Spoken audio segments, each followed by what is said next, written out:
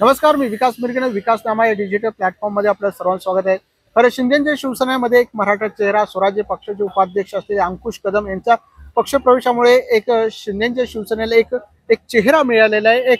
जो पद्धत आपण बघतो निवडणुकीनिमित्त एक मोर्चेबांधणी करायला सुरुवात जे शिंदेच्या शिवसेनेने केलेली आहे. अंकुश चेहरा हे मराठा चेहरा म्हणून ओळखला जातात. स्वराज्य पक्ष असेल किंवा जरांगे पाटीलच्या आंदोलन असेल किंवा अनेक भूमिकेमध्ये जे आहेत अंकुश कदम हे जे आहेत वेगवेगळ्या व्यासपीठावर देत आहेत.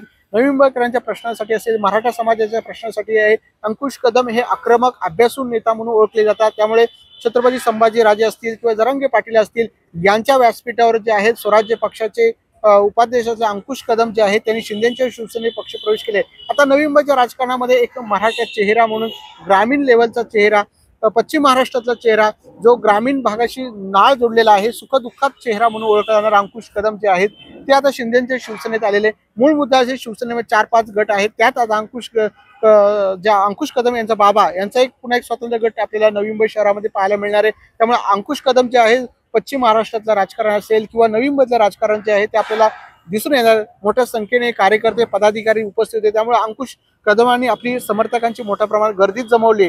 अनेक वेळा व्यासपीठावर कार्यकर्त्यांची संख्या कमी असते, मात्र ह्यावेळी अंकुश कदमांनी जे करून दाखवले, एवढ्या मोठ्या संख्येने लोक आणले, शक्तीप्रदर्शन केले. उपमुख्यमंत्री एकनाथ शिंदेचं कौतुक त्यांनी करून घेतलं. त्यामुळे अंकुश कदमांसारखा एक कार्यकर्ता शिंदेच्या शिवसेनेला मिळाला, हा खूप महत्वाचा मुद्दा आहे. त्यामुळे अंकुश कदम आता जोरदार एक मोर्चेबांधणी करतील आणि चेहरा एक पश्चिम महाराष्ट्र असेल किंवा नवी मुंबईचा एक राजकारणाचा चेहरा जो शिंदेच्या शिवसेनेला अपेक्षित होता तो एक चेहरा आहे.